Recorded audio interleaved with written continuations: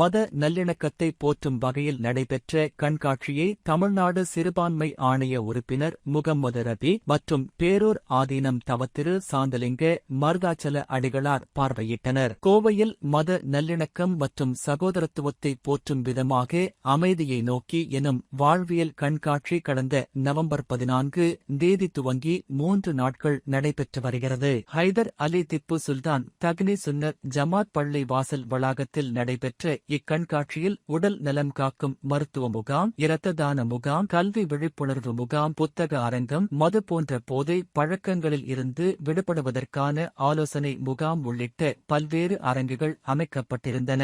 இந்நிலையில் கண்காட்சியை பார்வையிட வந்த தமிழக சிறுபான்மைத்துறை ஆணைய உறுப்பினர் முகம்மது ரஃபி மற்றும் பேரூர் ஆதீனம் தவத்திரு சாந்தலிங்க மருதாச்சல அடிகளார் ஆகியோருக்கு ஜமாத் நிர்வாகிகள் சார்பாக வரவேற்பு அளிக்கப்பட்டது. தொடர்ந்து கண்காட்சியை பார்வையிட்டு போதை பழக்கங்களில் இருந்து விடுபடுவதற்கான ஆலோசனை வழங்கும் முகாமை தமிழக சிறுபான்மைத்துறை ஆணைய உறுப்பினர் முகம்மது ரஃபி மற்றும் பேரூர் ஆதீனம் தவத்திரு சாந்தலிங்க மருதாச்சல அடிகளார் INUTUC நிர்வாகி புவனேஸ்வரி ஆகியோர் துவக்கி வைத்தனர். விழாவில் பேசிய சிறுபான்மை ஆணைய உறுப்பினர் முகம்மது ரபி, எல்லா மதங்களும் அமைதியை வலியுறுத்துவதாக கூறிய அவர், ஆனால் ஒரு சில ஆதாயங்களுக்காக பிரிவினைகள் ஏற்படுத்தப்படுவதாக கூறினார். ஆனால் இதுபோன்ற மத நல்லிணக்க நிகழ்வுகள் சகோதரத்துவம், சமத்துவம், ஒற்றுமைக்கு எடுத்துக்காட்டாக இருப்பதாக அவர் தெரிவித்தார். நிகழ்ச்சியில் தலைவர் அஹமத் பாஷா, செயலாளர் அக்சன் ஜமீல், பொருளாளர் வழக்கறிஞர் முகம்மது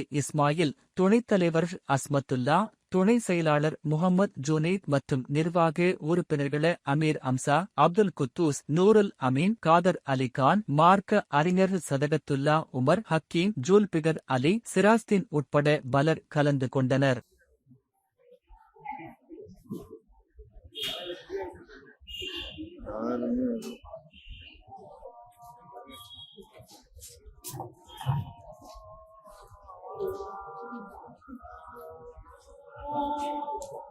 அமைதியை நோக்கி வாழ்வில் ஒரு கடவுளை நம்ப வேண்டும் என்று நபிகள் நாயகம் பல்வேறு விதமான தெய்வங்களை அவர்கள் வணங்கிக் கொண்டிருந்தார்கள். அப்ப இந்த உலகத்தை படைத்த கடவுள் எத்தனை பேர் இருக்க முடியும் சொல்லிட்டு கடவுளுக்கு உண்டான இலக்கணத்தை சொல்றாரு. பிஸ்மில்லாஹிர் ரஹ்மானிர் ரஹீம்.